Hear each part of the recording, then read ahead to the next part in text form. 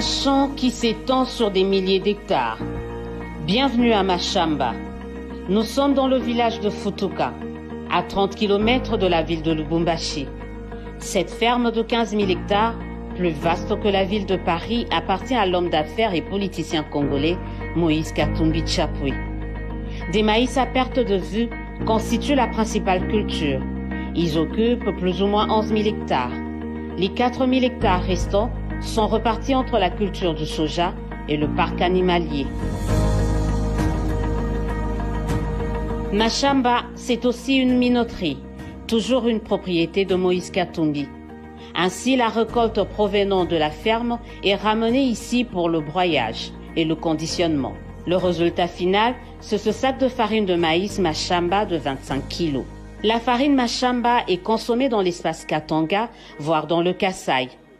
Cette société estime qu'elle peut mieux faire, notamment réduire la dépendance de la RDC envers la Zambie en termes de farine de maïs ou de sémoule. Seul problème, l'électricité. Malgré multiples demandes auprès de la SNEL, la minoterie n'est toujours pas connectée et est obligée d'utiliser un générateur. Cette situation est loin de faciliter une plus grande production.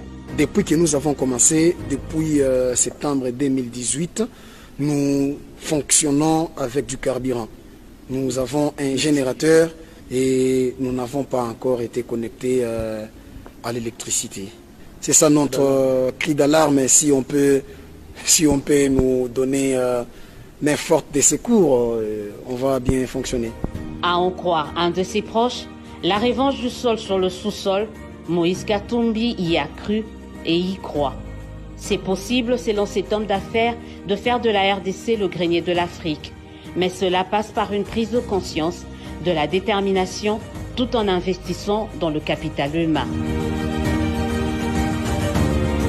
Investir dans l'homme congolais, c'est ce que tente de faire depuis un temps le président du tout-puissant Mazembe, cette fois-ci dans le football.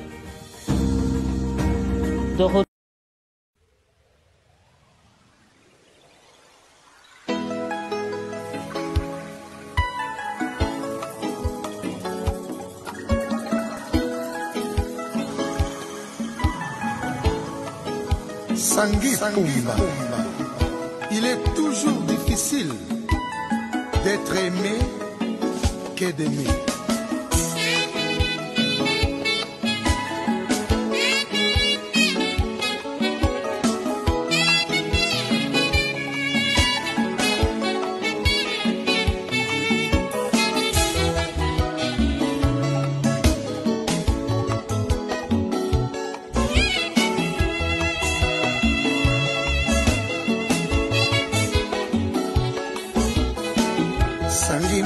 na yende kosenga yo soki moye ezali tokabwana mabeleki motema mobebi ye napesa yo liberte osakana naboyi miso nanga etala eloko eloko ekobunga lobi o mama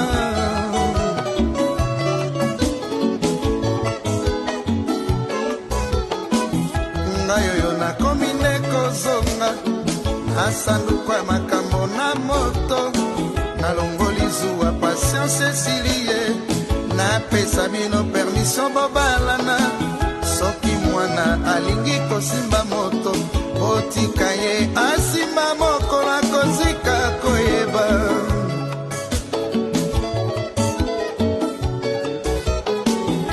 lobi lisusu nakutaki yo na ye radesu ekopi na monoko ofungoli miso talingo kikiselongi oyo kisoni obandise kolela tika hipokrisi ozali na motema moko ndenge nini okolinga biso mibale okotianga wapi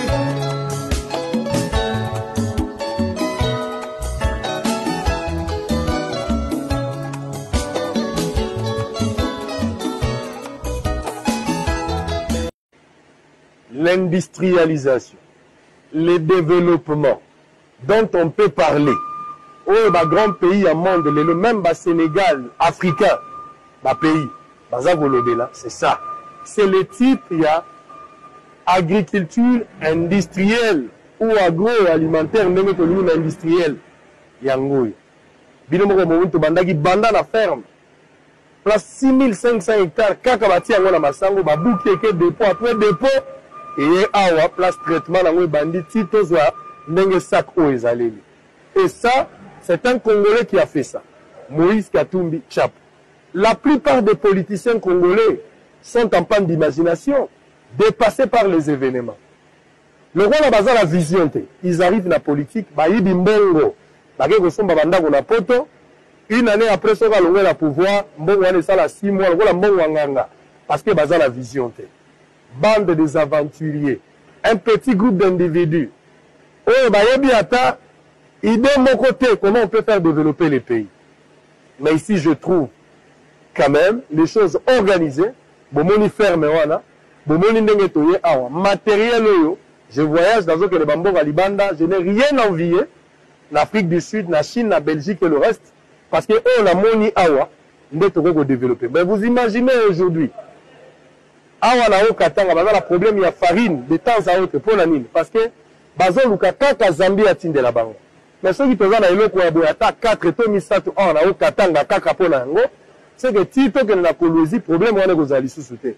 Et dans chaque province, si on peut en avoir 3, 4, je pense que Makambouanza la sociale, Tokobo Sanayango, Mokondiamboka, ba projet abondé pour que Tia Maboko, un individu l'a fait, le gouvernement peut faire mieux que ça.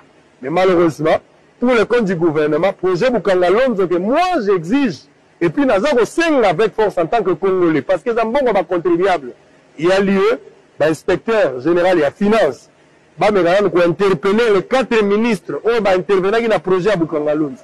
Ministre à finance, ministre, il y a portefeuille, ministre à industrie et agriculture.